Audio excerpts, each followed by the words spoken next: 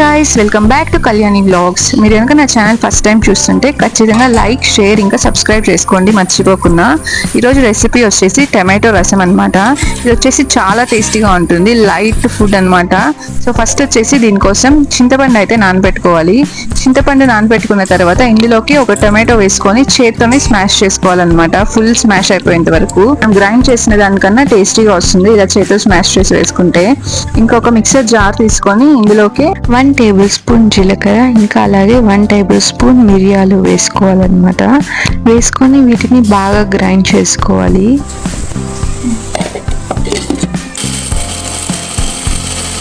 బాగా పౌడర్ అయిపోయిన తర్వాత ఇందులోకి పొట్టు తీయకుండా ఉన్న ఒక తెల్లగడ్డ ఫుల్ వేసుకోవాలి.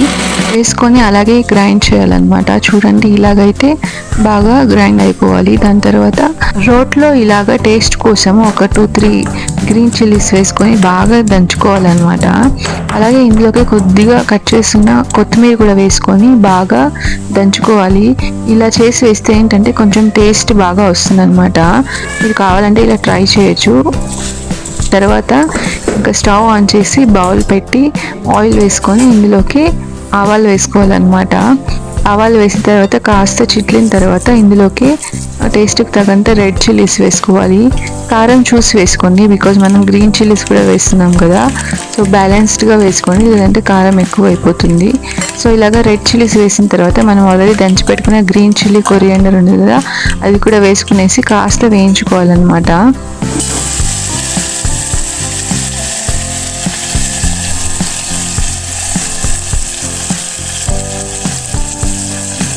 ఇలా బాగా మిక్స్ చేసి వేయించుకున్న తర్వాత ఇందులోకి మనం గ్రైండ్ చేసి పెట్టుకున్న జీలకర్ర, మిరియాలు ఇంకా తెల్లగడ్డ ఉంది కదా, ఆ మిక్స్చర్ కూడా వేసేసి బాగా మిక్స్ చేసుకోవాలి. ఈ ప్రాసెస్ మొత్తం మనం లో ఫ్లేమ్లోనే చేసుకోవాలి. కొంచెం కూడా మాడకూడదు అనమాట. కొంచెం మాడినా కూడా టేస్ట్ మొత్తం చేంజ్ అయిపోతుంది. సో లో ఫ్లేమే పెట్టుకొని చేసుకోవాలి. దాని తర్వాత ఇందులోకి కొద్దిగా పసుపు వేసుకొని బాగా మిక్స్ చేసుకోవాలి. కాస్త పసుపు స్మెల్ వెళ్ళిపోయేంత వరకు వెయిట్ చేయాలి. దాని తర్వాత ఇందులోకి కరివేపాకు వేసుకొని బాగా మిక్స్ చేసుకోవాలి.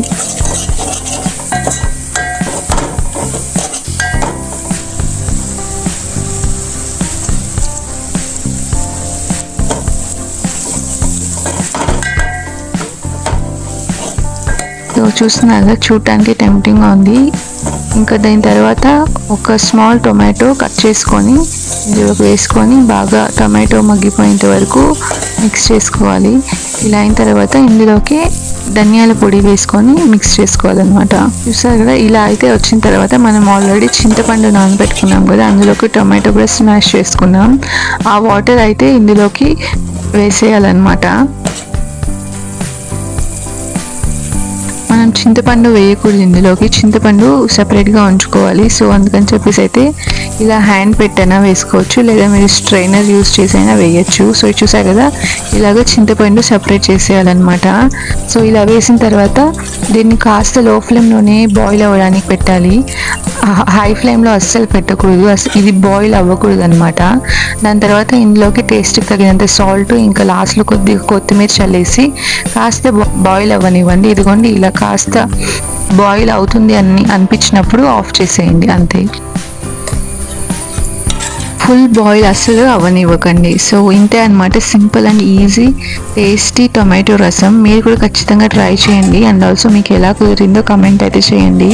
అండ్ మర్చిపోకుండా ఒక లైక్, షేర్ ఇంకా సబ్స్క్రైబ్ అయితే చేసుకోండి guys. Thank you so much for watching my video.